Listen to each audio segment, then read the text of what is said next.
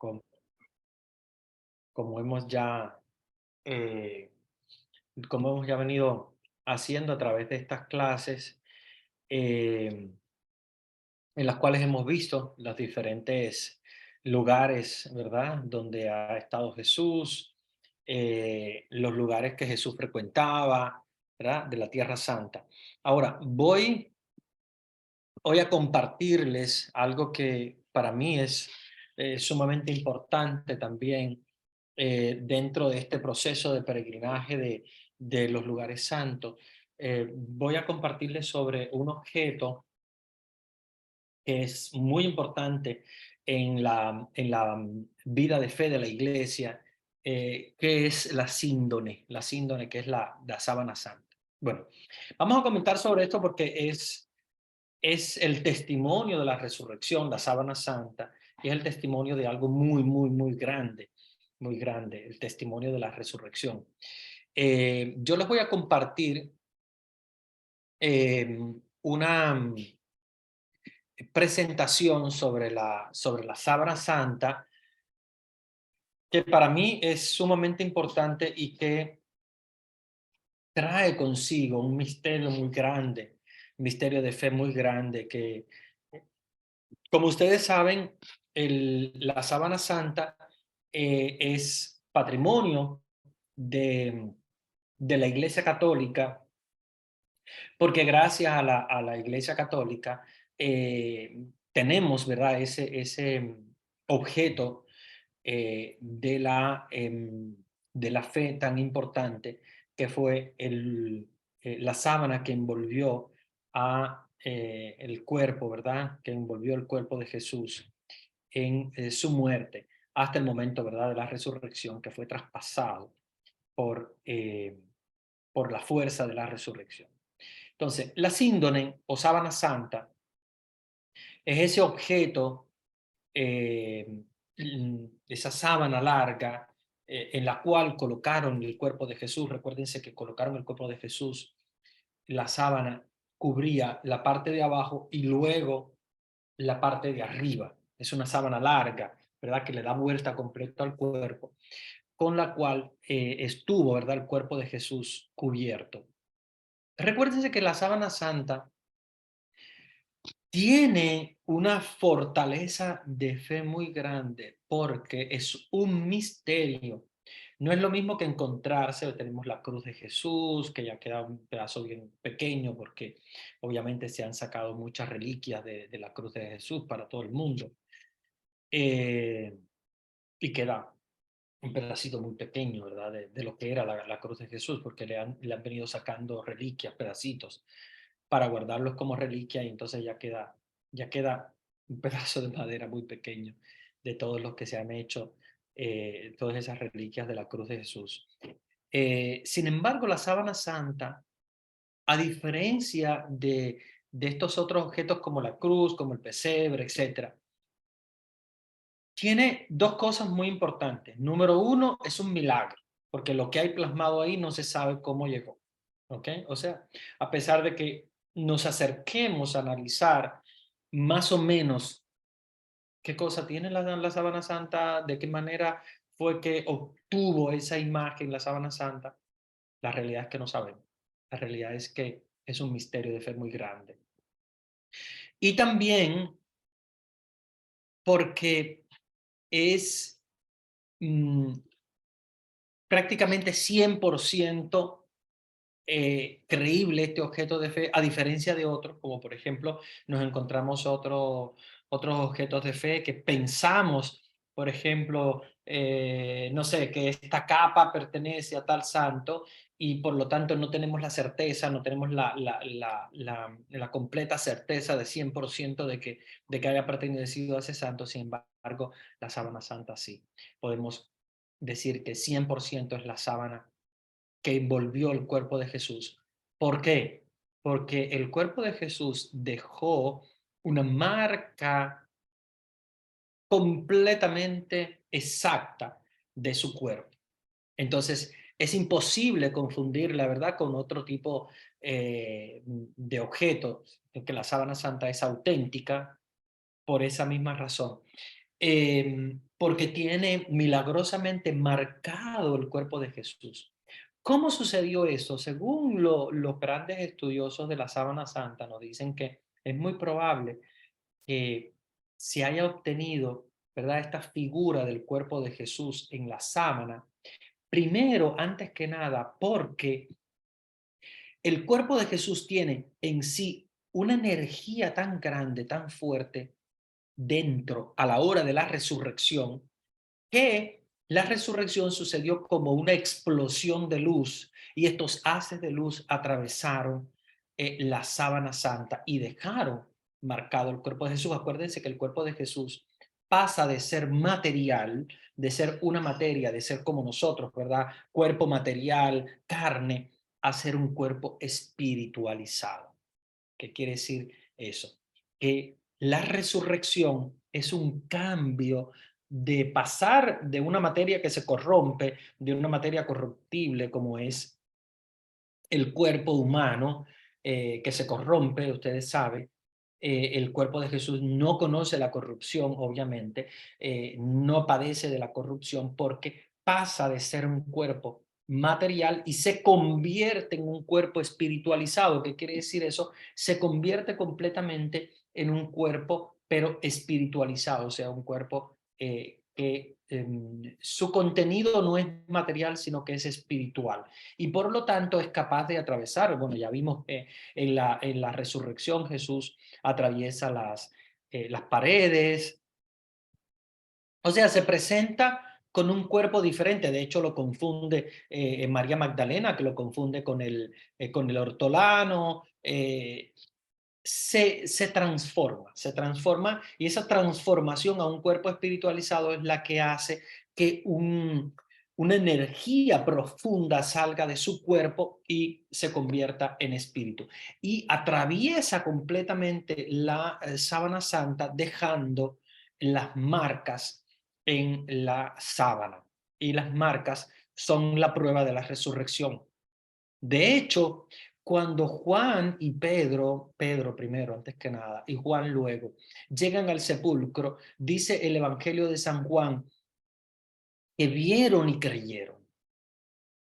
Y ustedes preguntan, bueno, ¿cómo va a ser que se encuentran con las sábanas, se encuentran con el sudario y creen? Lo primero es pensar que se robaron el cuerpo. Lo primero es pensar que hay algo que pasó, no creer así de momento. Normalmente el ser humano es incrédulo. ¿Cómo van a pensar que Jesús resucitó solamente por ver las sábanas allí? Lo primero que piensa cualquier persona es que se robaron el cuerpo. No, Pedro y Juan creen porque se encuentran con el misterio más grande de la historia. Se encuentran con la sábana que tiene marcado el cuerpo de Jesús. Y por eso es que el Evangelio dice, vieron y creyeron, porque vieron un milagro muy grande. Vieron la sábana santa plasmado el mismo cuerpo de Jesús, pero sin aparecer el cuerpo. Y ellos supieron rápidamente que Jesús ya les había hablado de la resurrección y rápidamente entendieron que Jesús había dejado marcado en la sábana el cuerpo, su cuerpo. Entonces, por eso es que quiero presentarles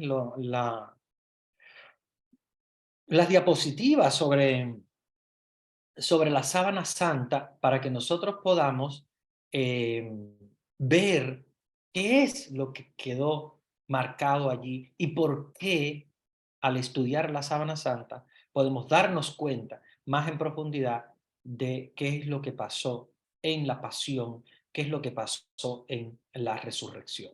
¿Ok? Bueno, voy a compartir en la pantalla. Si tienen alguna pregunta la pueden escribir en el chat. Recuérdense que el chat está a disposición para que coloquen las dudas, las preguntas. Yo mientras tanto les voy a compartir la pantalla, no voy a ir mirando lo que escriben en el chat porque cuando comparto la pantalla no se ve lo que ustedes escriben en el chat, pero al final de la presentación yo puedo responder las preguntas que tengan. Miren, les estoy presentando la sábana santa.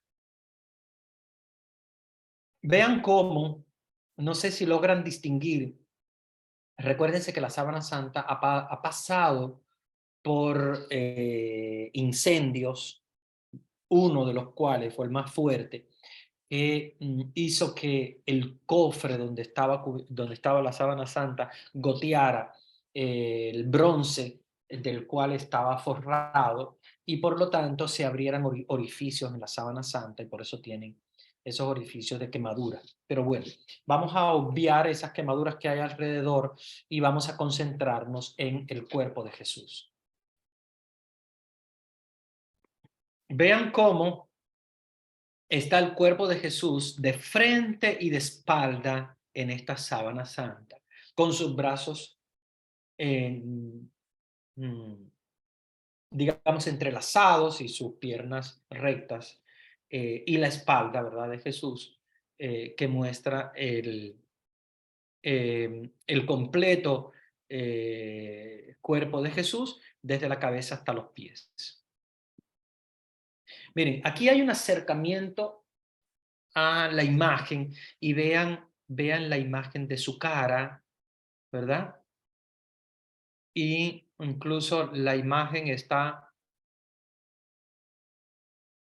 vean que la imagen está hasta prácticamente en la mano donde sufrió el, el clavo, ¿verdad? De la crucifixión. Pero ahora lo vamos a ir acercando más para ir viendo. Vean, vean, en esta diapositiva se nos muestra cómo Jesús fue envuelto, y ahí estamos viendo a Juan, estamos viendo a las tres Marías: María Magdalena, María la de Cleofás, María la madre de Jesús, que lloran cuando se llevan el cuerpo de Jesús. Y ahí está Juan, muy probablemente estaba José de Arimatea, eh, que ayudaron, ¿verdad?, a cubrir el cuerpo de Jesús con esta sábana santa. Y miren de qué modo colocaron el cuerpo de Jesús, y así mismo fue plasmado en la sábana santa, que bueno, la tenemos encima, ahí en la misma imagen, encima ustedes ven los ángeles aguantando, ¿verdad?, de alguna manera la sábana, mostrando los ángeles mostrando de alguna manera la sábana, el cuerpo de Jesús de frente y de espalda. ¿Ok? Vean de qué manera en el Santo Sepulcro, y ustedes vieron la foto que yo les mostré del Santo Sepulcro, que es precisamente este mismo que ustedes están viendo aquí en la imagen, y vean cómo en ese Santo Sepulcro estuvo Jesús cubierto, ¿verdad?, por esa sábana por detrás y por delante. ¿Ok? Vean cómo cubrieron perfectamente el cuerpo de Jesús, y cómo el cuerpo de Jesús, en el estallo de la resurrección, en la hora de convertirse en un cuerpo espiritualizado, atraviesa la sábana dejando una marca que, fíjense que los científicos están investigando esa marca. ¿Qué es? ¿Qué es? Los científicos investigan, podría ser un una pintura. No, no es una pintura porque no está marcado como pintura. Podría ser no sé, de qué manera se llegó a dibujar ese cuerpo allí. No hay mm, ningún tipo de explicación para darnos cuenta de qué manera el cuerpo de Jesús fue plasmado en esa sábana. Solo la única manera de entenderlo es una explosión, ¿verdad?, que hizo el cuerpo de Jesús a la hora de la resurrección. Explota, ¿verdad?, como una fuerza de energía muy grande, y de hecho los científicos lo único que nos dicen es que esa imagen parece como si fueran fotones. Fotones. Los fotones, acuérdense que son aquellos cuerpos de luz, ¿verdad?, que forman la luz. Los fotones son los cuerpos que forman la luz, y por lo tanto es una energía muy fuerte de luz, muy grande, la de la resurrección, que deja plasmado esos fotones, ¿verdad?, la sábana santa, o sea, deja plasmado su cuerpo en la sábana santa. Es un objeto prácticamente imposible, es una sábana de lino de 4,36 metros de largo, 1,10 metros de ancho. Sobre ella se ven enseguida, además de las dos líneas oscuras y de los triángulos blancos, signos de quemadura del incendio del año 1532, donde, en la catedral donde estaba guardada la sábana santa. Ahora en la actualidad está en la catedral de Turín, en Italia, pero estuvo mucho tiempo también en Francia. Se ven las huellas de una imagen frontal y dorsal de un hombre muerto por crucifixión. Desde el año 1578 la sábana santa está conservada en la catedral de Turín, como les decía. Desde la mitad del siglo XIV hay testimonios históricos de la sábana santa, seguros, ¿verdad? Y sin interrupciones. En aquella época el lienzo es presente en Francia. Una posible historia precedente vio la sábana santa en Oriente, en Constantinopla, o sea, pasó de Jerusalén a Constantinopla, en Edesa, y luego a Francia. Todo esto fueron los cruzados conquistando la Tierra Santa, que se llevaron, ¿verdad?, estos objetos sagrados a catedrales. Bueno, aquí estamos hablando de la historia, cómo fue cedida después a los Saboyas, cómo la sábana después comenzó a ser propiedad de la Santa Sede en el año 1983 y dejada entonces en herencia por el rey Humberto II de Saboya, dejada al Papa. Y en los últimos 4 siglos, la sábana santa ha sido expuesta varias veces, y recuérdense que en los momentos de jubileo, el Papa decide exponer la sábana santa como lo hizo el Papa Juan Pablo II en el año 2000. Ahora nos acercamos al jubileo del año 2025 y veremos si el Papa Francisco accederá, seguramente sí, siempre lo hacen, cada 25 años, en los jubileos exponer la sábana santa al público, porque acuérdense que está reservada solamente para el estudio de los científicos. La ciencia nos sorprendió cuando por primera vez fue fotografiada. Secondo Pia es el fotógrafo que en el año 1898 le saca la primera foto a la sábana santa y descubre que en su negativo de fotografía muestra un positivo. Muestra un positivo. Entonces allí los científicos se dieron cuenta entonces que la sábana santa es un negativo de fotografía, lo que les hablaba de los fotones. Recuérdense que los fotones son haces de luz que penetraron la sábana santa. Cuando un fotógrafo tira una foto a un negativo de fotografía, pues obviamente en su negativo obtiene lo que se llama el positivo, o sea, obtiene la foto como tal. Y lo más hermoso fue que este fotógrafo, al tirar la foto y obtener el negativo de fotografía, ya no se usa porque ahora ya prácticamente las fotos están todas en digital y tal, pero bueno, cuando se usaba, los que se recuerdan, los negativos de fotografía, que eran aquel plástico que se usaba a la hora de revelar una foto, en ese plástico, en ese negativo de fotografía, él descubrió que era un positivo de fotografía, o sea, que era una foto real de Jesús. Entonces, ahí es donde la ciencia se dio cuenta de que el negativo de fotografía, al ser un positivo, nos estaba diciendo que la sábana santa de por sí era un negativo de fotografía, lo cual concuerda muy bien con lo que habíamos dicho anteriormente de que son haces de luz, porque un negativo de fotografía no es más que haces de luz que penetran ese plástico, ¿verdad? Esa placa en la cual se muestra lo que es la fotografía, ¿verdad? A la hora de revelarla. Ahí es donde nos damos cuenta entonces de que la sábana santa es como si fuera un negativo de fotografía de Jesús. ¿Ok? A la hora de revelar, entonces ya nos damos cuenta de quién es Jesús. Por eso es que Algunas personas dicen, pero ¿cómo tú puedes dibujar a Jesús? ¿Cómo puedes hacer si nunca has visto a Jesús? No, no lo hemos visto, pero tenemos la sábana santa.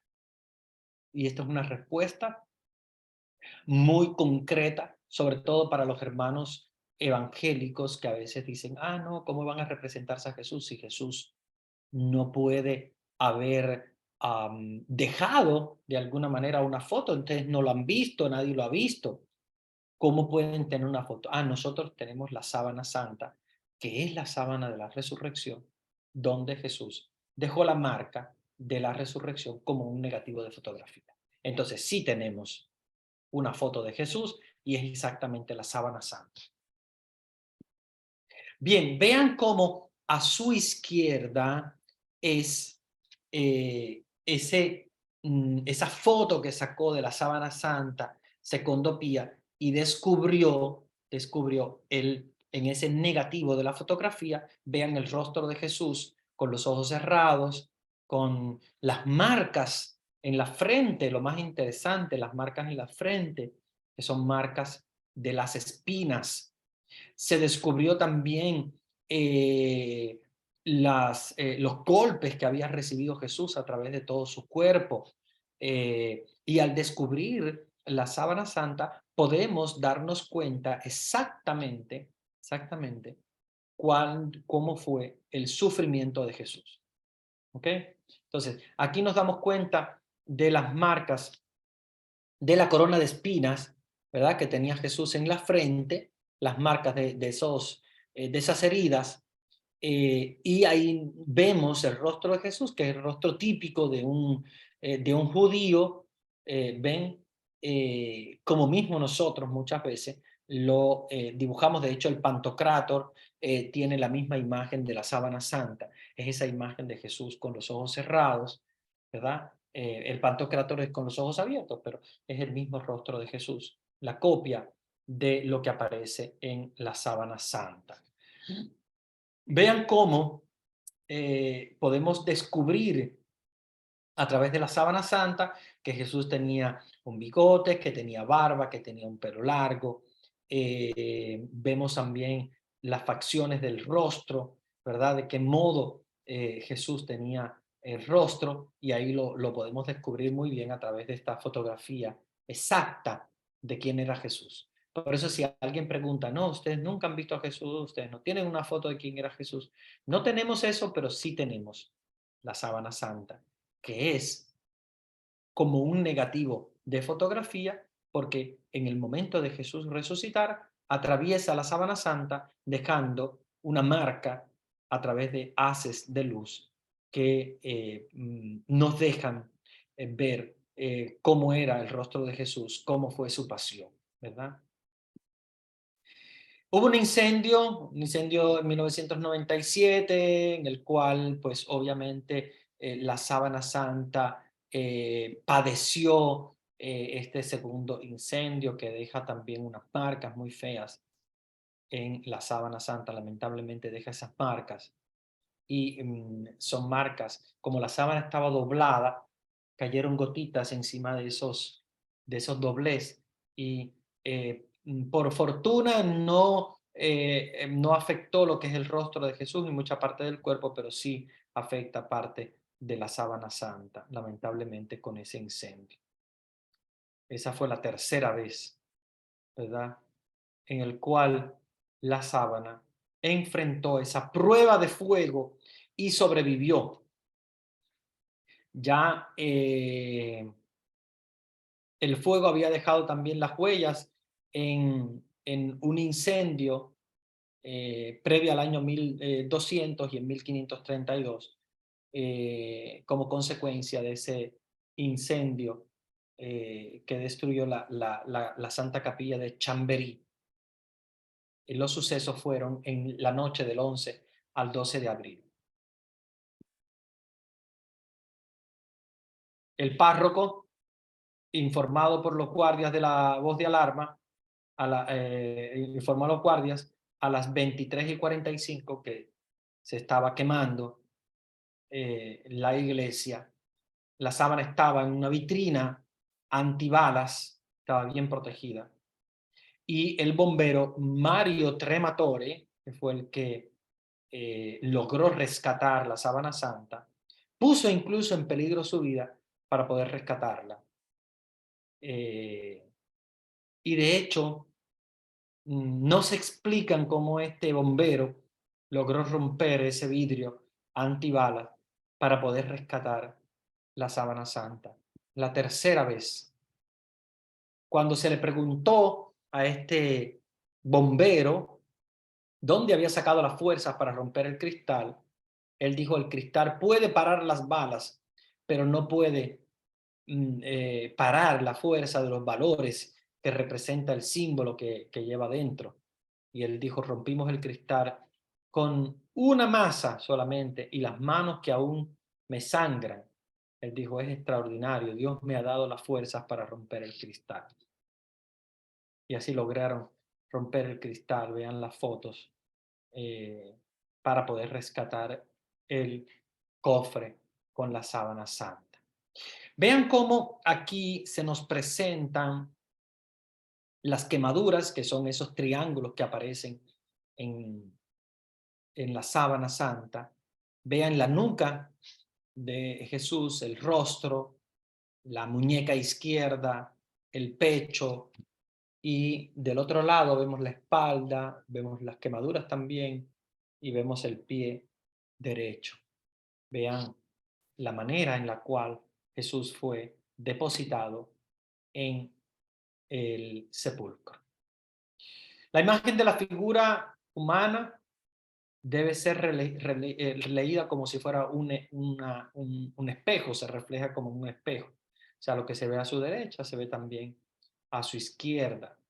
Y la huella del cuerpo es una imagen negativa, las impresiones y las huellas de sangre serían el positivo. ¿Ok?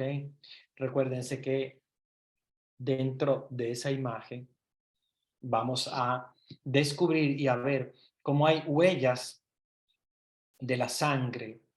Vamos a ver también incluso polen muy interesante, de flores de la Tierra Santa, porque obviamente la sábana también habrá tocado de alguna manera el césped y todavía de alguna manera tienen algunos polen. De hecho, la prueba del carbono 14 revela algunos polen, ¿verdad? De algún tipo de flores de la Tierra Santa. Bien, vamos a ir ahora a acercarnos un poquito más a algunas partes específicas de la sábana santa. Aquí vamos a ver la muñeca izquierda. Vean la muñeca izquierda. Vean que la muñeca izquierda está encima, ¿verdad? La mano izquierda encima de la mano derecha, como si estuvieran poniendo una mano sobre la otra, ¿verdad?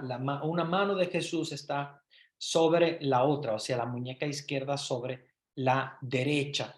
Y ahí vemos la marca de los dedos de Jesús, y vemos esa mancha fuerte que nosotros encontramos en el centro, esa mancha de sangre, es la marca de el hueco del clavo.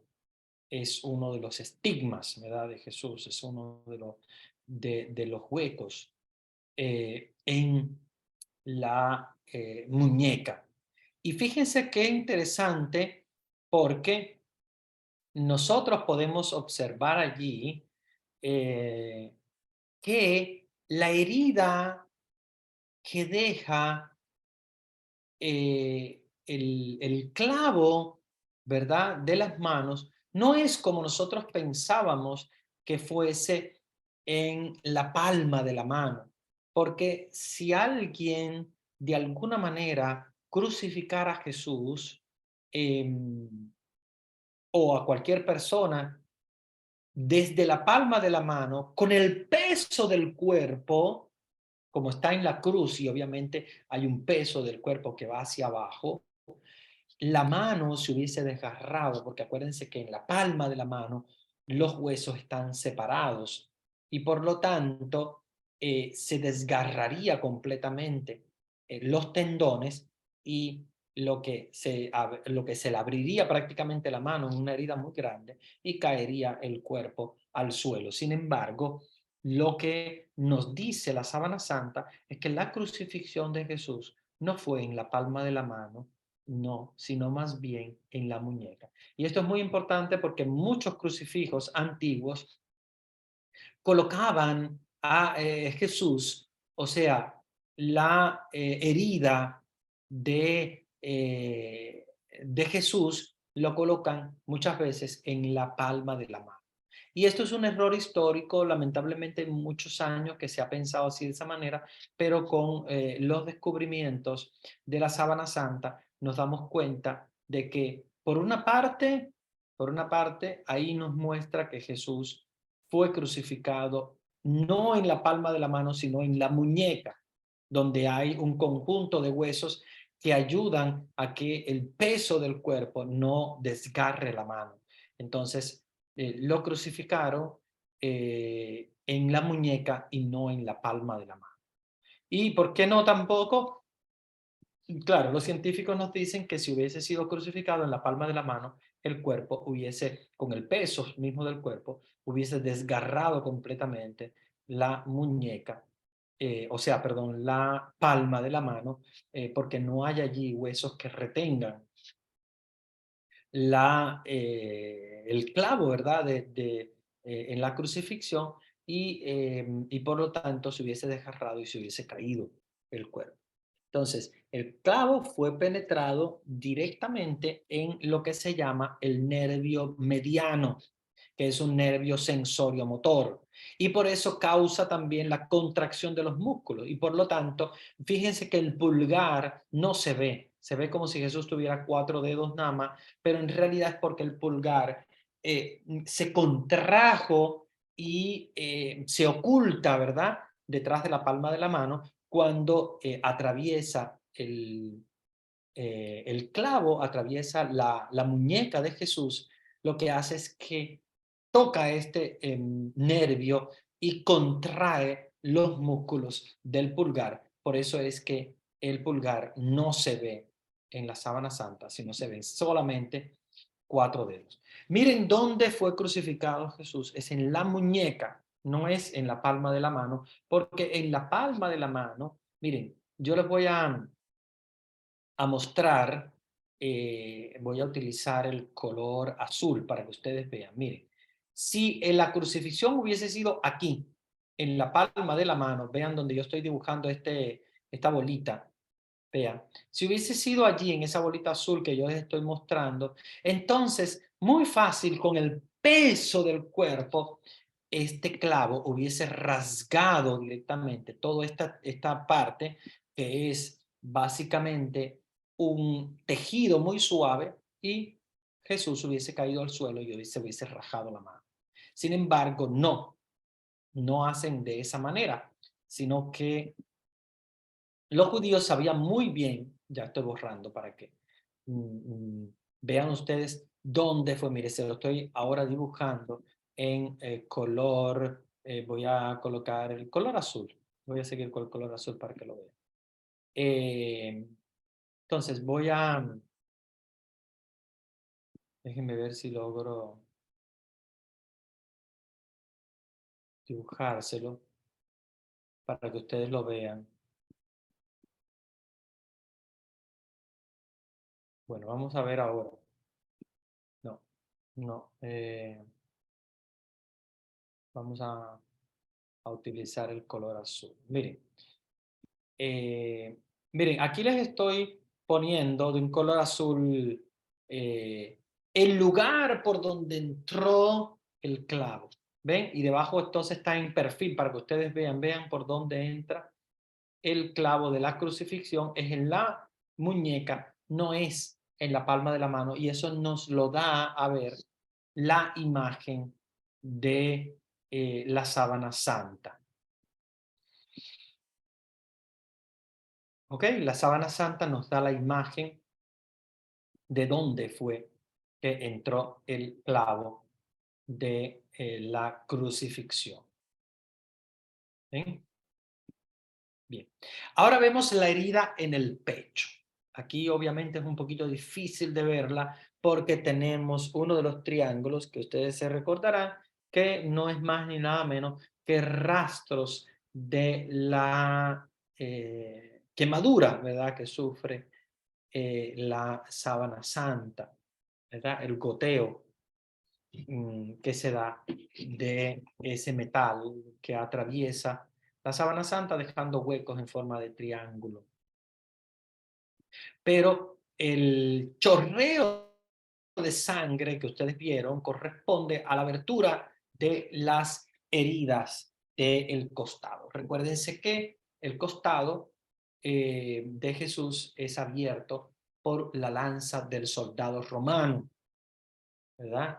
Que después de Jesús incluso haber muerto, él quiere asegurarse de que Jesús haya muerto, entonces con la lanza abre el pecho de Jesús. Y en la sábana santa vemos esta muestra, esta imagen de la herida en el costado de Jesús, una herida que abre las costillas, ¿verdad? Llegando a penetrar hasta el corazón de Jesús, que es donde sale sangre y agua, se recuerdan del texto bíblico.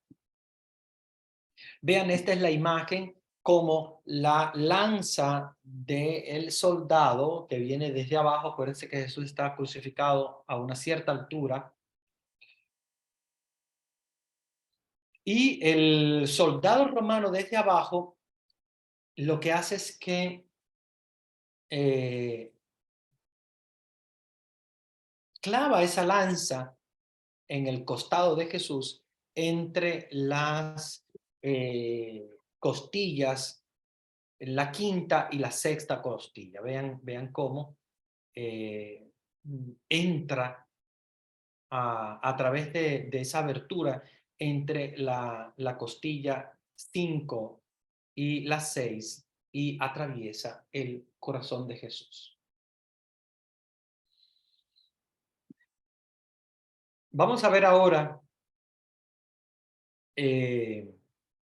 esta parte del rostro y las heridas de la frente. Vean cómo el rostro de Jesús en la sábana santa, vean de una parte y de la otra, sea en un claroscuro de blancos y negros, ¿verdad? Tonos blancos y negros, para que nos demos cuenta cómo es el rostro de Jesús. Si alguien les pregunta cómo es Jesús, ustedes pueden hablarles de la sábana santa para que se den cuenta de que aquí tenemos el rostro de Jesús. Vean cómo era Jesús.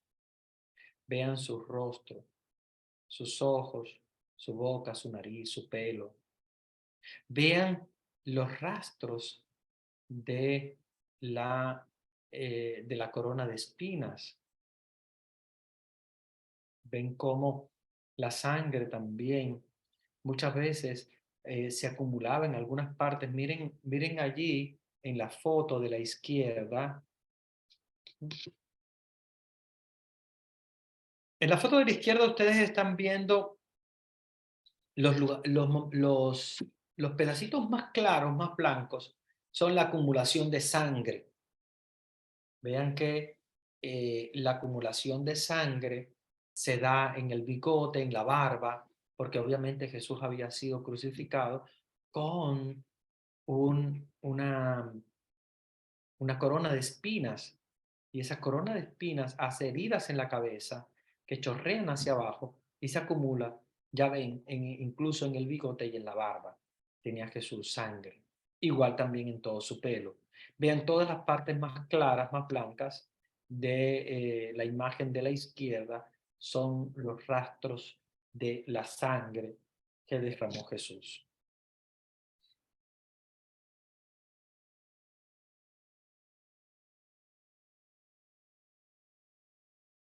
Miren, lo que estábamos viendo, el rostro y las heridas de la frente. A la derecha eh, se ven dos arroyuelos de sangre. La interpretación aceptada por todos es que ellos salen de una herida de punta que lesionó el ramo frontal de la arteria temporal superficial. Acuérdense que hay una arteria temporal superficial en las partes temporales de la nuca, ¿verdad? De la cabeza, y en esa arteria frontal, esa arteria, se derramaron este río de sangre que ustedes ven allí en la imagen. Hacia la mitad de la frente vemos un breve chorreo de sangre venoso en forma de un 3 invertido, debido, ¿verdad?, a la contracción, bajo el dolor muy fuerte del músculo frontal. O sea, como que se contrae y hace un dibujo como de un 3, ¿ya? Por el mismo dolor. Las modalidades de lesión se refieren a la encoronación del condenado a través de un casco de ramos espinosos. Hay personas que piensan que la corona de Jesús de espinas fue una corona que simplemente estaba alrededor de su frente. No, no lo pensemos así. No fue una corona como si fuera simplemente una cinta alrededor de la cabeza o como si hubiese sido algo alrededor de su cabeza. No, fue un verdadero casco. No fue alrededor de la frente, sino un casco de espinas. Vean que nosotros siempre hemos pensado en como un lazo de espinas, o sea, una corona que envuelve todo la frente de Jesús. Sin embargo, los investigadores, a través de la sábana santa, se han dado cuenta de que no se trata. No se trata en específico de una corona que envuelva la frente de Jesús, alrededor de la frente de Jesús, sino un verdadero casco de espinas.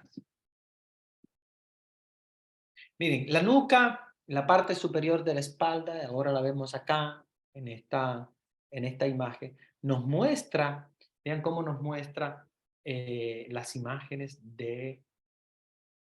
la, eh, de la flagelación, cuando Jesús es flagelado. Vean, vean la nuca, esas imágenes de las espinas que se clavaron en la nuca de Jesús. Pero a la derecha vamos a contemplar también la espalda de Jesús y vean cómo hay muchas marcas que son las marcas de la flagelación cuando Jesús lo flagela. Y por eso es que los científicos se han dado cuenta de cuál fue el flagelo que usaron para flagelar a Jesús, porque se han dado cuenta a través de las imágenes cuáles eran esos instrumentos que usaban en la época de Jesús para defender, eh, ¿verdad? De alguna manera, que eran usados para en contra de las personas que cometían alguna injusticia. Claro, lo hicieron con Jesús siendo justo, pero ellos lo usaban con personas injustas, como en el caso, por ejemplo, de Barrabás y otros presos. Entonces, en la nuca hay huellas hemorrágicas que nos dan a entender que las espinas se hincaron profundamente y muy probablemente lesionaron algunos ramos de la arteria occipital y venas más profundas del plexo vertebral posterior, y por eso es que ven que en la nuca también hay imágenes de la sangre de Jesús y de las heridas. Las espinas que formaban el casco puesto en la cabeza del hombre de la sábana santa probablemente eran las que los botánicos conocen como el nombre de Sisyphus spina Christi. De hecho, por eso es que toma esa palabra, ese nombre de Sisyphus spina Christi, espina de Cristo, llamada Sisyphus. Vean, estas son las espinas que ellos hicieron como un casco para clavar completamente en la cabeza de Jesús, o sea, eh, colocarlo como un casco tipo corona de espinas, ¿verdad? Bien, vamos a ver entonces ahora lo que es la espalda y los chorros de sangre transversal posterior. Vean que hay huellas de la flagelación y vean cómo a través del estudio de la sábana santa podemos darnos cuenta qué tipo de flagelo usaban los romanos. Hay un chorreo de sangre transversal causada por un segundo trasvase de sangre salido de una herida y un corte en el pecho. Esta sangre se ha concentrado antes bajo el codo derecho, de aquí dividiéndose en dos regueros, ha atravesado toda la región lumbar hacia el codo izquierdo, donde se ha concentrado en una amplia mancha. El recorrido de esta sangre cadavérica muestra los movimientos de lateralidad dados por los despojos durante la preparación para el entierro. Vean, y aquí tenemos entonces el rostro de Jesús cuando es llevado a la crucifixión. Vean cómo hay un manto color púrpura, que es el sentido del rey, ¿verdad? Vamos a ver las quemaduras. Las quemaduras son pedazos de tela que se perdieron. Vean cómo se le ha remendado ese hueco, otro pedazo de tela, porque se perdió durante la quemadura. Pero por suerte esas quemaduras no afectan lo que es el cuerpo de Jesús o comprender el cuerpo de Jesús, sino que está más allá de Jesús.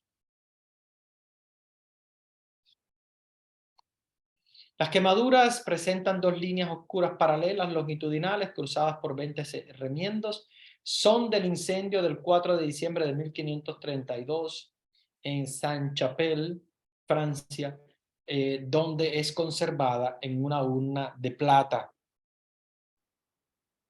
El lado de la urna, en contacto con el santo lienzo, provocó las dos líneas carbonizadas y una gota de plata fundida perforó las varias capas de la tierra, de la tela, perdón, de la tela.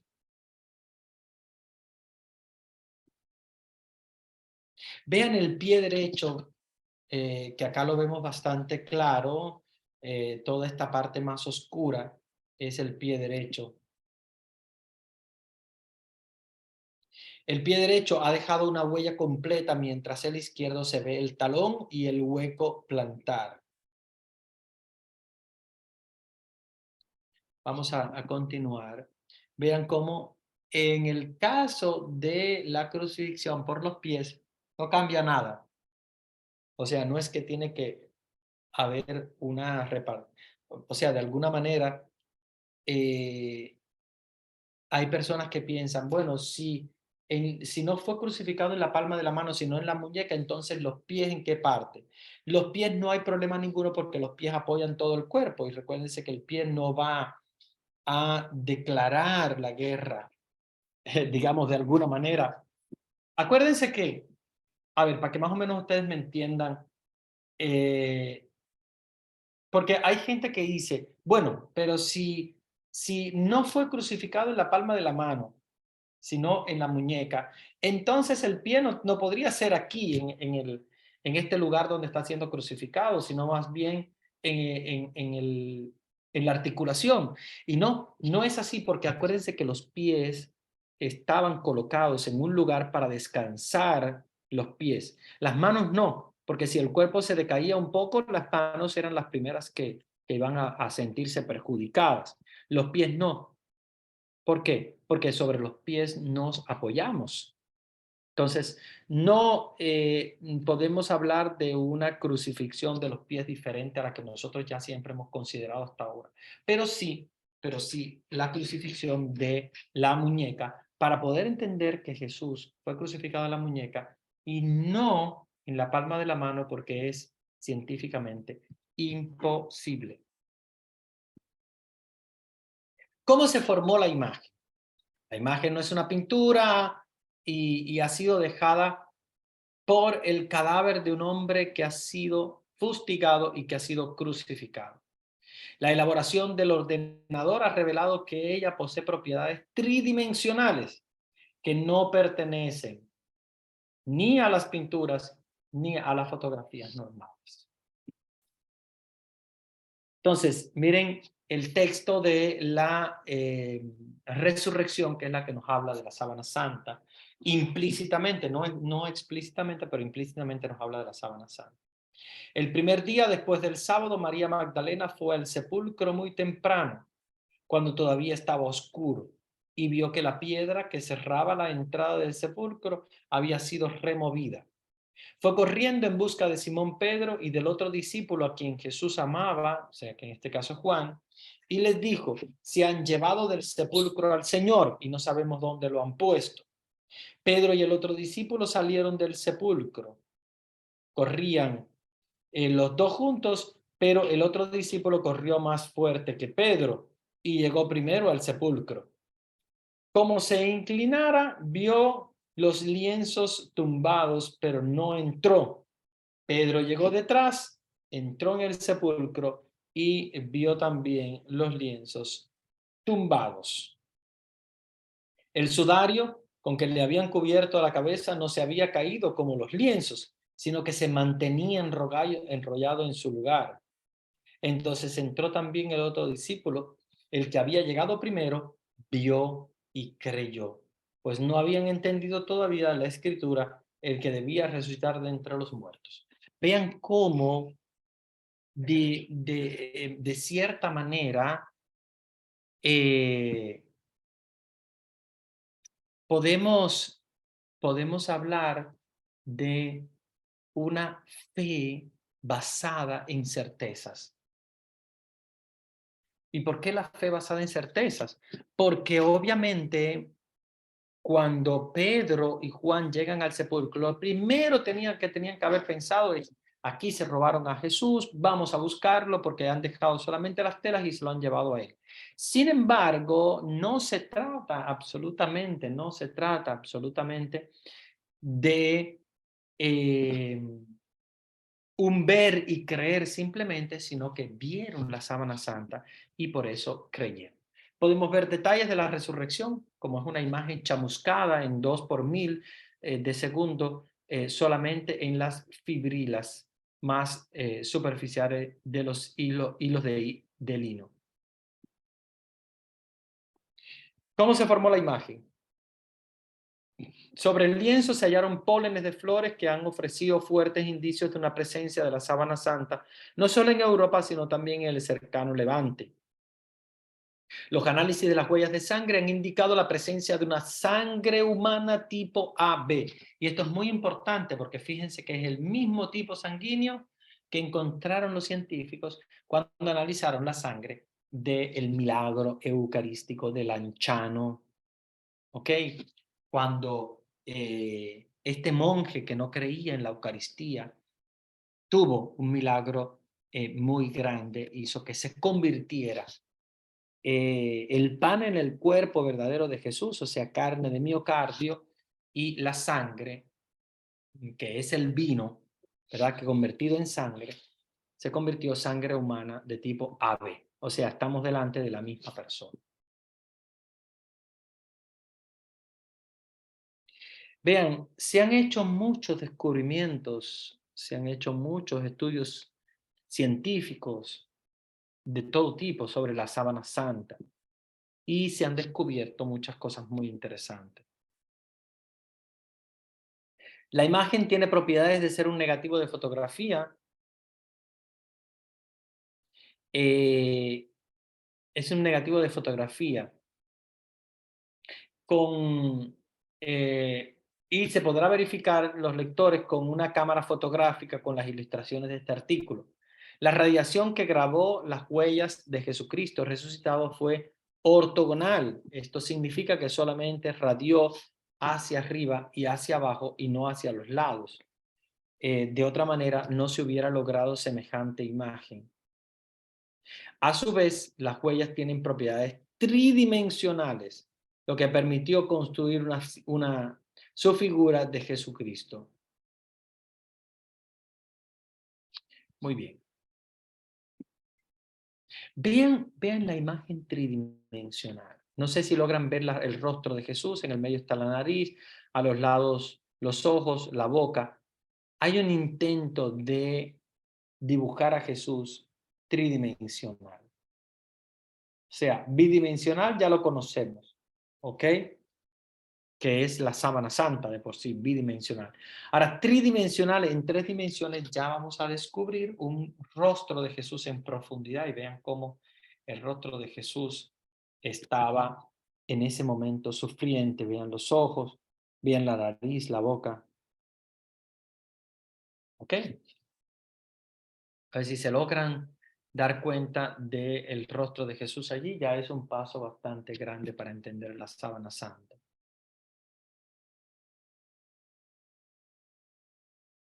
Ya, esta parte yo la voy a obviar porque es sobre cómo se formó la imagen y creo que ya les he dado bastante detalles sobre eso. Conclusión, Jesucristo nos prometió la vida eterna. Si la aceptamos en nuestra vida, su figura en la síndrome corresponde a Jesucristo resucitado, no a un Jesús muerto. Porque acuérdense que aunque tuviese los ojos cerrados, es el momento de la resurrección, el que plasma a Jesús en la sábana santa.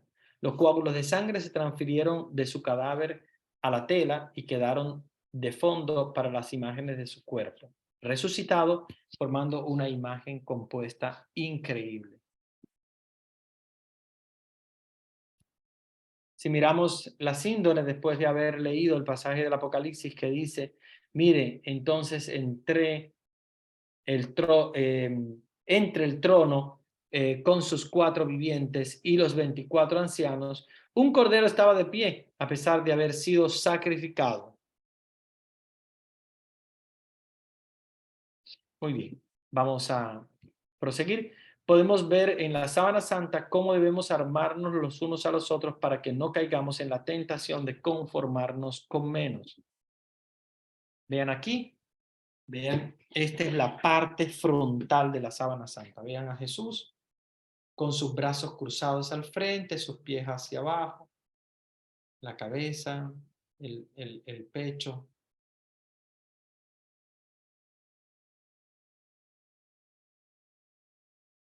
¿Ven? Podemos contemplar ahí el rostro de la sábana santa de Jesús.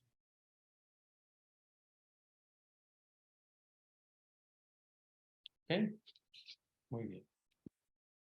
Y aquí ya vemos lo que es el rostro de la sábana santa, pero con algunos retoques que obviamente son muy importantes. Este de los ojos azules a mí no me gusta mucho porque de hecho no era Jesús así de esa manera, pero la otra parte del cuerpo sí me gusta bastante porque es bastante fiel a lo que Jesús era. ¿Ok? Bien, voy a dejar de compartir la pantalla para responder algunas preguntas que tengan ustedes.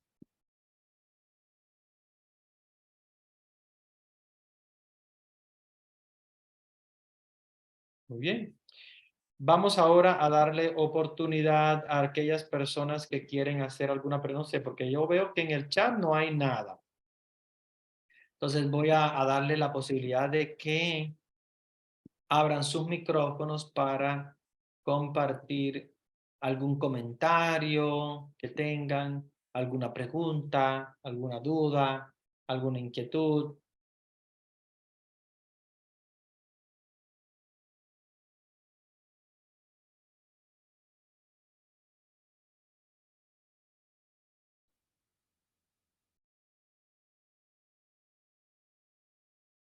Pueden participar, no sean tímidos. Ya les he dado la opción de reactivar los micrófonos. Pueden hacer algún comentario, alguna pregunta.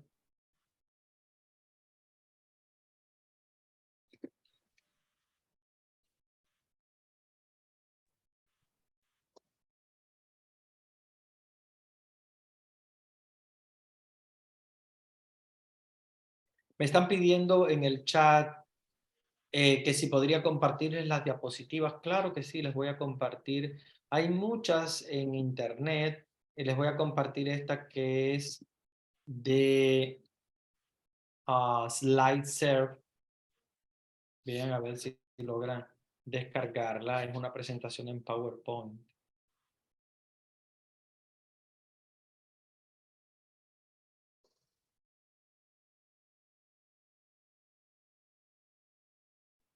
Si tienen alguna pregunta, algún comentario sobre la sábana santa, ya les pasé ahí el link.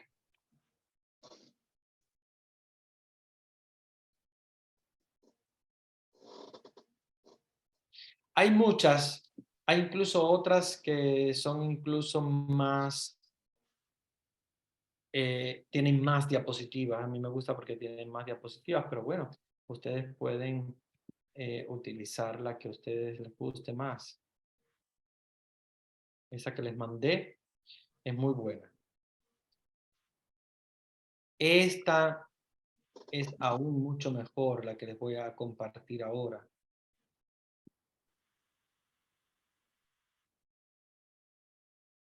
Miren.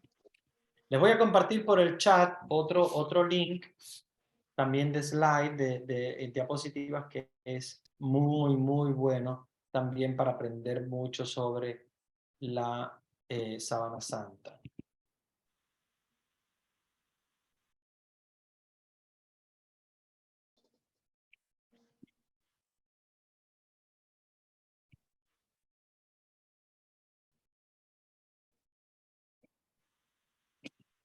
No sé si tienen alguna pregunta, algún comentario.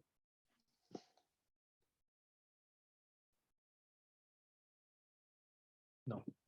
Padre Humberto. Adelante. A ver, usted, rompa el hielo, que nadie quiere romper el hielo. Pues sí, ahí. Soy Carlos Eguizábal de California.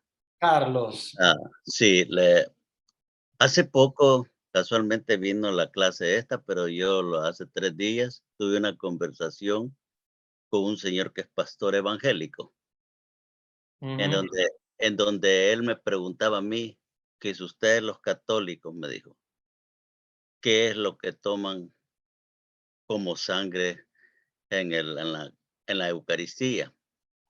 Yo le dije la sangre de Cristo, exactamente, me dijo. Pero me dice, ¿y de dónde viene esa sangre? Entonces yo le dije, pues se supone como era humano, viene de la Virgen María. Y él me dijo, no, viene de Jehová Dios. Y le digo, pues si Jehová Dios es espíritu, no tiene sangre, ¿cómo es posible de que vamos a tomar la sangre del Espíritu de Dios? Tiene que ujú. ser de María. Ahora, no sé si yo me di a explicar bien, si usted me pudiera dar una explicación, o para todos también, que algunos han de querer saber también, sobre la sangre de Cristo.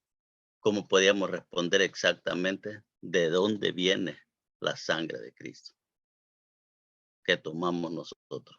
Claro, mira, la sangre de Cristo, como sabemos, eh, Jesús viene espiritualmente de Dios, porque es espíritu puro, y a la hora de hacerse cuerpo en María, eh, parte de su sangre obviamente viene de María.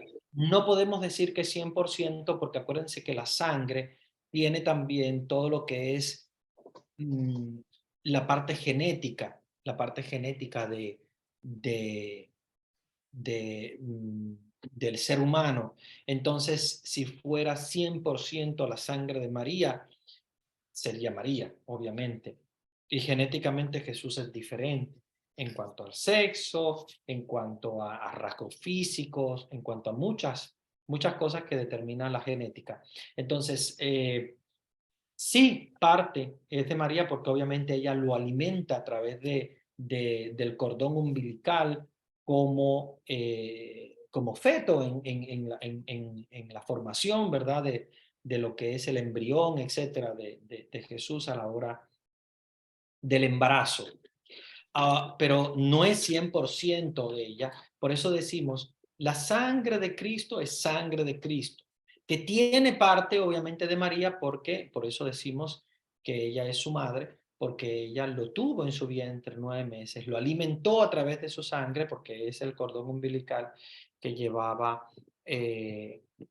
toda la alimentación, ¿verdad? A Jesús mientras estuvo los 9 meses dentro de María, pero no es 100% porque acuérdense que no es 100% María él, sino que su sangre podemos decir que es sangre de Cristo. sangre suya, específica. Obviamente, al ser Dios Padre completamente espiritual, no podemos decir que es una sangre de Dios Padre o del Espíritu Santo que fue el que fecundó, sino es el mismo Cristo. Acuérdense que cuando Jesús se hace hombre, cuando el Espíritu Santo fecunda a María, lo hace de un modo milagroso.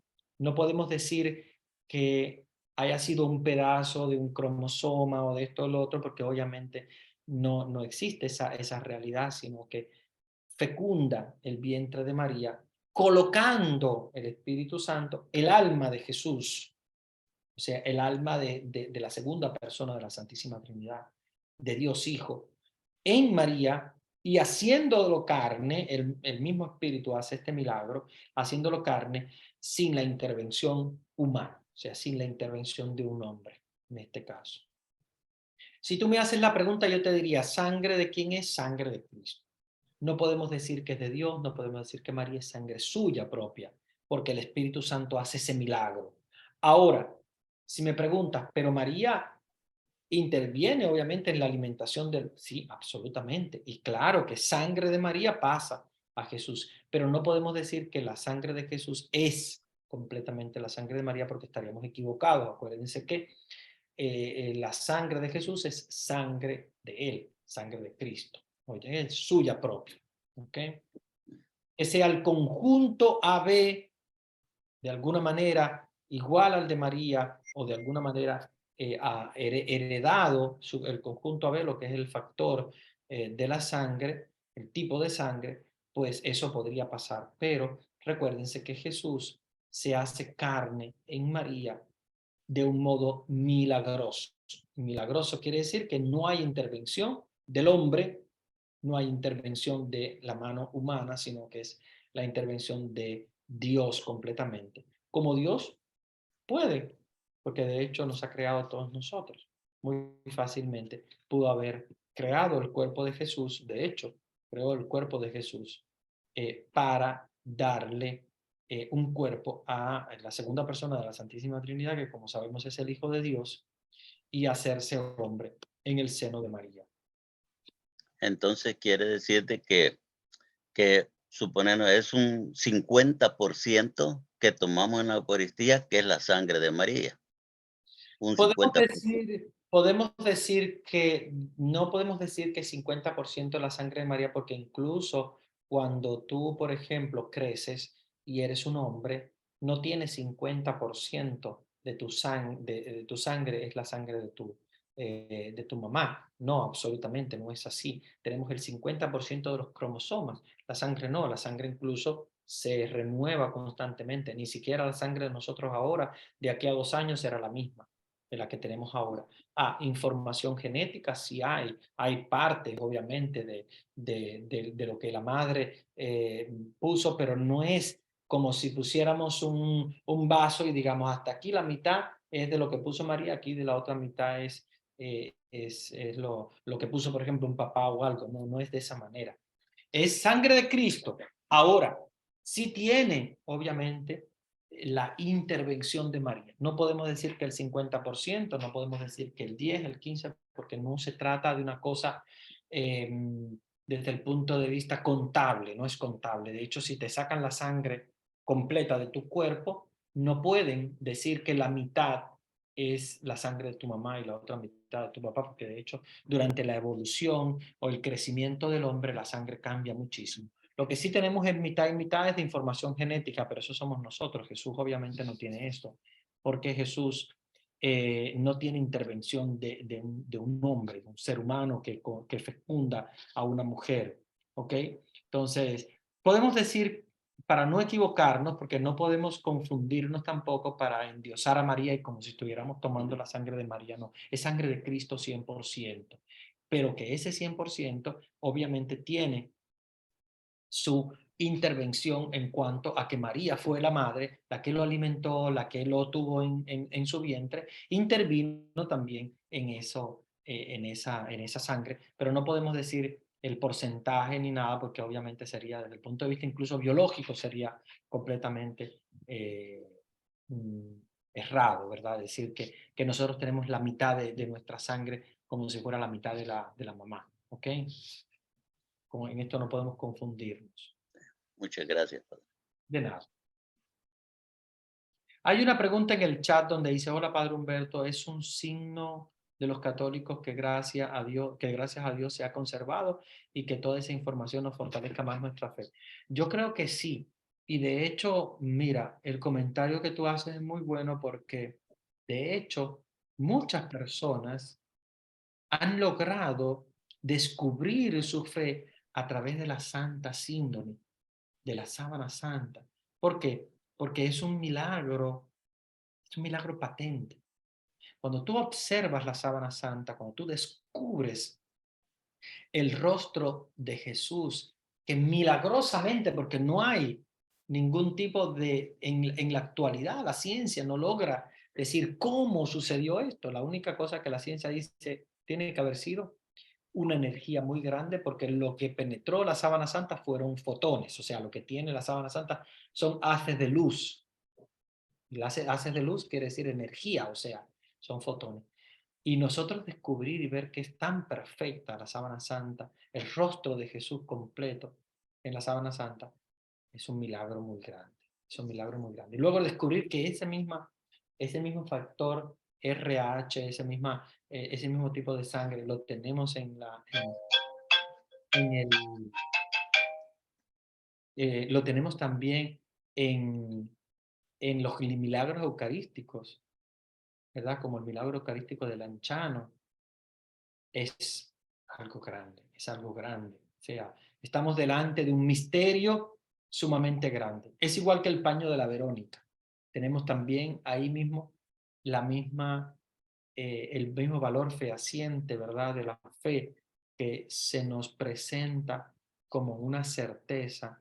No es que nosotros decimos que Jesús resucitó, es que hay un signo de la resurrección, ¿verdad? Pues cualquiera puede haber inventado, no sé, lo de la resurrección. Ahora, este es un milagro grande que fortalece nuestra fe, es algo que nadie pudo haberse inventado. De hecho, la ciencia ha querido buscar porque acuérdense que hay científicos ateos y han querido desmentir y decir, no, es una pintura. ¿Cómo? ¿Cómo?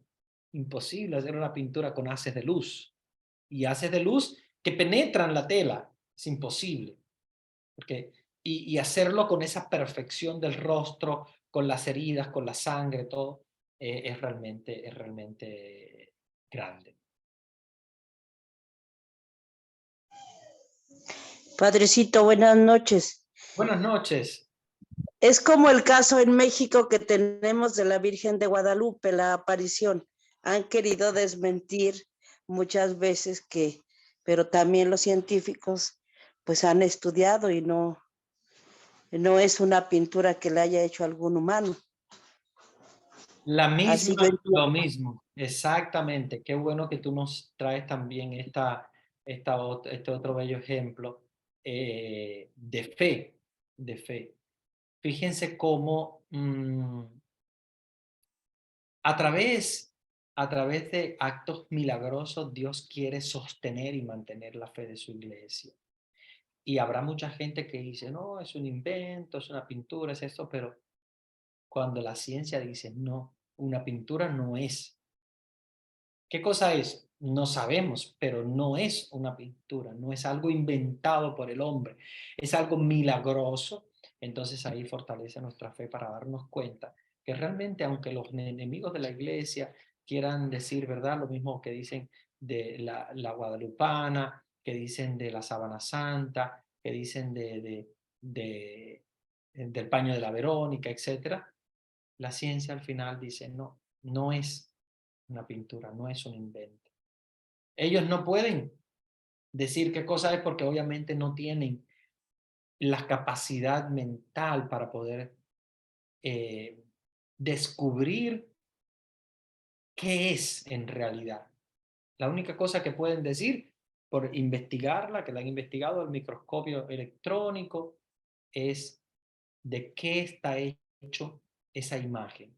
Y lo que nos ha dicho la ciencia es que está hecha de luz, está hecha de una energía muy profunda que atravesó esa sábana, ellos no dicen que haya sido Jesús o que ha sido resurrección, pero ellos lo que dicen, porque la ciencia lo único que puede decir es simplemente que son haces de luz, es una energía muy grande que dibujó eso allí.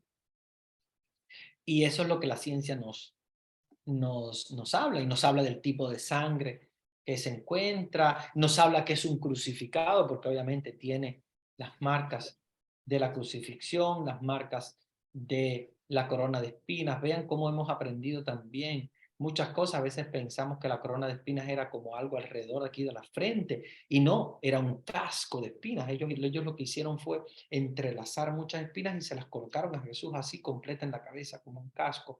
No como siempre hemos pensado, que era como una cinta alrededor de la frente, no, es un casco. ¿Y por qué se dieron cuenta de esto? Porque en la sábana santa hay heridas incluso encima, ¿verdad? De Jesús y en toda su cabeza, o sea, con un casco completo de espinas, o sea, colocaron una corona como si fuera una corona tipo casco de espinas.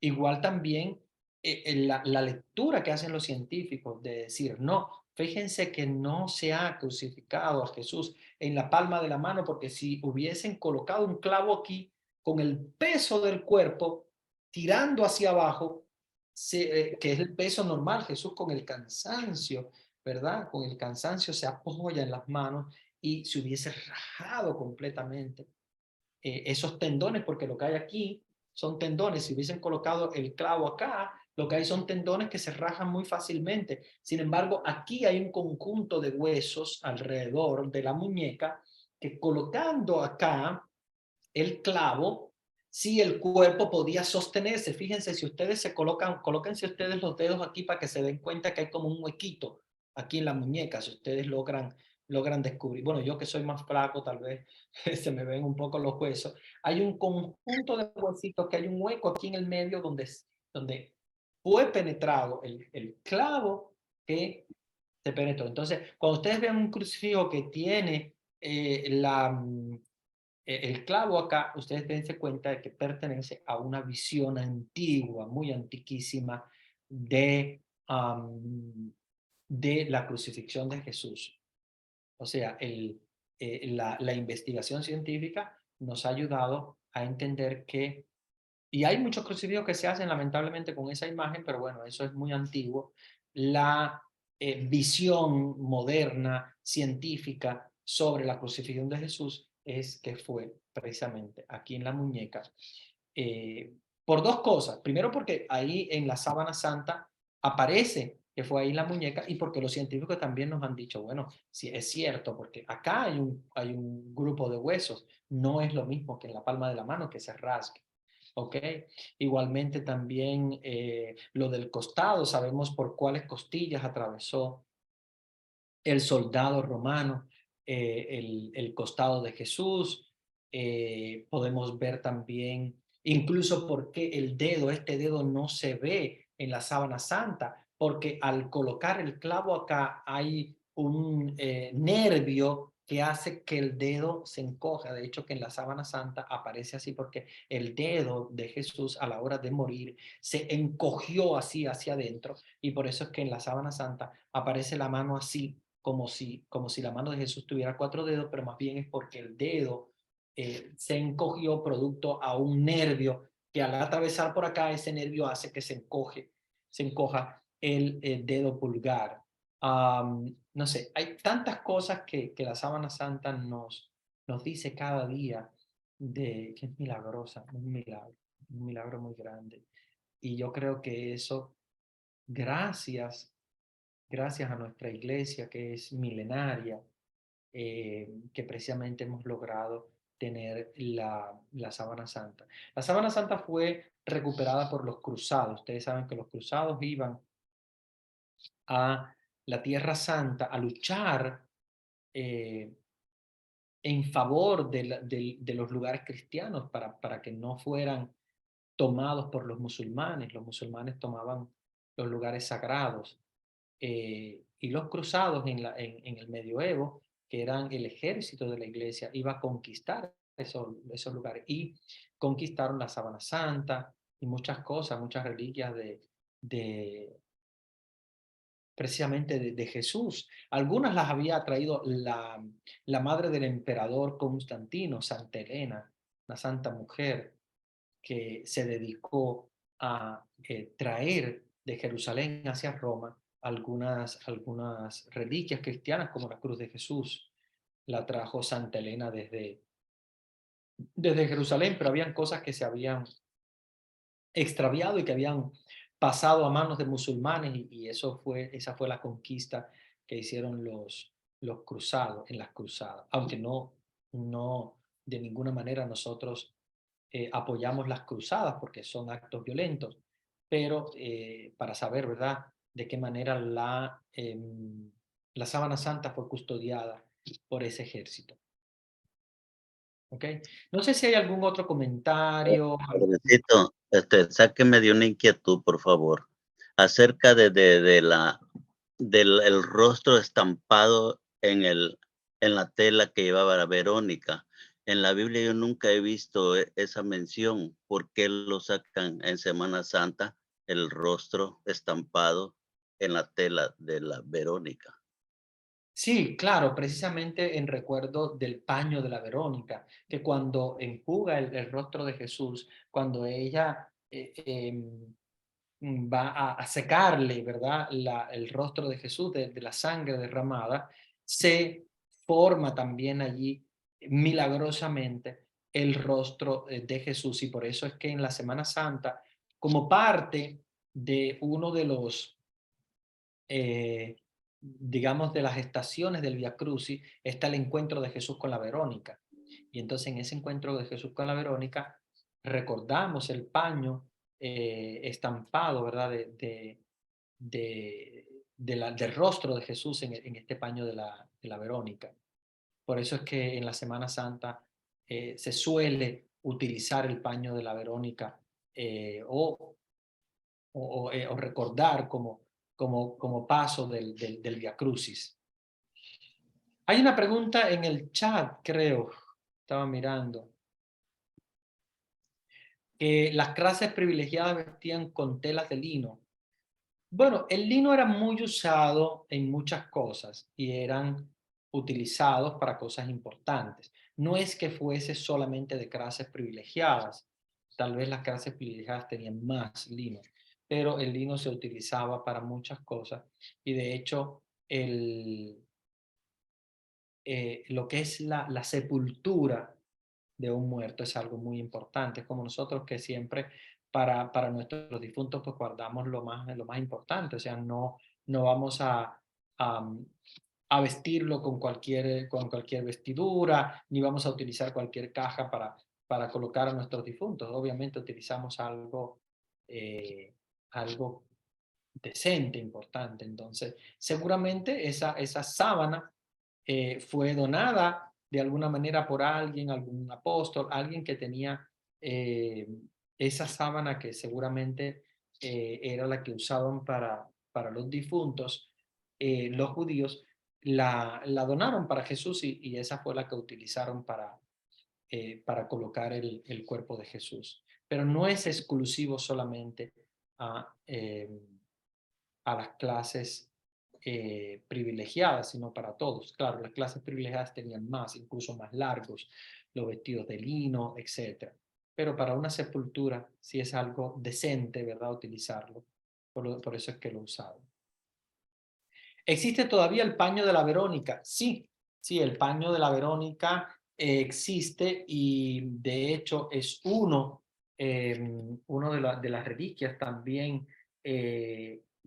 que nos recuerda el rostro de Jesús, que ustedes pueden visitar. Yo creo que es un poco difícil la Sábana Santa porque está más resguardada, está menos al contacto de la gente, a no ser cuando hay jubileos, pero sí hay milagros eucarísticos que pueden visitar en Italia, por ejemplo, pueden ir a ver la cruz de Jesús, eh, pueden incluso observar el paño de la Verónica, pueden incluso también ustedes visitar mm, el milagro eucarístico de Lanciano. En Lanciano pueden ver la sangre de Cristo, o sea, cómo ese cáliz con el vino se convirtió en sangre de Cristo, para, para dar, ¿verdad? Como milagro a ese monje que no creía en la Eucaristía cuando estaba celebrando la Eucaristía, cómo se convirtió en la sangre, o sea, el vino en la sangre de Cristo. Sí pueden ustedes ir a observar estos milagros, estos objetos. Si van algún día a Roma, hay muchos objetos cristianos. En Roma está la cruz de Jesús y está el pesebre. La cruz está en la iglesia de de la Santa Cruz de Jerusalén, se llama así mismo. De hecho, le dedicaron una iglesia a la cruz. Está la escalera, o más bien los escalones por los cuales atraviesa Jesús cuando sube al pretorio, ¿verdad? Que era el pretorio de Pilato. Ese se conserva también en Roma, en la misma iglesia, en la iglesia de la Santa Cruz de Jerusalén. Ahí ustedes incluso pueden subir. Claro, esos escalones están conservados, se sube por encima de otros, pero se puede subir incluso, algunas personas lo hacen de rodillas, haciendo peticiones al Señor a través de esa, como le llaman, la escalera santa. No es una escalera, es más bien unos escalones, pero en italiano le dicen la escala santa, que es como la escalera santa, pero son escalones en realidad, que es lo que sube Jesús al pretorio, al encuentro con Pilato. Están en Roma, en la misma iglesia. En Santa María la Mayor tienen el pesebre, y entonces pueden también encontrar eh, este paño de la Verónica también pero muy cerca de Roma, en una iglesia de la Santa Faz, o el Santo Rostro, que está más o menos alrededor de 200 kilómetros de Roma, en un santuario específico que está custodiada por capuchinos, los franciscanos. Bueno, los franciscanos tienen muchos lugares santos, que ellos son los custodios. La visitan millones de personas durante el año, millones de personas. De hecho, el Papa Benedicto XVI lo visitó también el año 2006, fue por allá. Sí, sí, hay muchos objetos santos que, bueno, si tuvieran la oportunidad ustedes de visitar, sería genial, sería hermoso. Ya les dije más o menos algunos de los que están en Roma. Eh, bueno, está en Loreto, la casa de María. En Italia hay mucho, porque obviamente casi todo se fue llevando a Roma. Se fue llevando a Roma, y entonces en Italia hay muchas cosas para salvaguardarla, sobre todo de los musulmanes que atacaban los lugares cristianos y acababan con las cosas cristianas. Entonces muchas de las cosas estas, entre la madre del emperador, que fue una de las primeras que trajo eso a Roma, y los cruzados que conquistaron los lugares santos y traían las cosas santas para Roma, han logrado traer. En Jerusalén no hay muchas cosas de Jesús ni de los apóstoles. Prácticamente quedó poco, porque casi todo tenían que sacarlo hacia Roma. Y la mayoría de las cosas están en Roma, pero bueno, Roma o Italia, en toda Italia. Hay lugares santos hermosos que pueden descubrir. Después les voy a hablar del milagro eucarístico de Lanciano, porque me parece muy, muy hermoso poder, bueno, precisamente yo siempre les hablo de esto cuando trabajo el capítulo 6 del Evangelio de San Juan, cuando hablamos de la multiplicación de los panes y de la Eucaristía. Les hablo también del pan convertido en cuerpo de Cristo, y la sangre convertida, perdón, y el vino convertido en sangre de Cristo, en ese milagro hermoso de Lanciano, que es uno de los milagros más grandes de la historia. Ese monje que no tenía fe y estaba ahí consagrando el cuerpo de Cristo, y no lograba, porque se había parado, porque no podía decir este es mi cuerpo, no podía consagrar, había perdido la fe, y el mismo pan se empezó a convertir en carne humana. Los científicos dicen que es un pedazo del miocardio, de un corazón. Acuérdense que el miocardio es un tejido del corazón humano y es el mismo grupo sanguíneo que el de Jesús en la sábana santa. Muy bien. Ya nos quedan apenas 10 minutos. Yo creo que es el momento para dar la bendición y poder dar los avisos. Vamos a ponernos en las manos del Señor para recibir la bendición de Dios. El Señor esté con ustedes. Y con tu espíritu. Y la bendición de Dios Todopoderoso, Padre, Hijo y Espíritu Santo, descienda sobre ustedes y permanezca para siempre. Amén.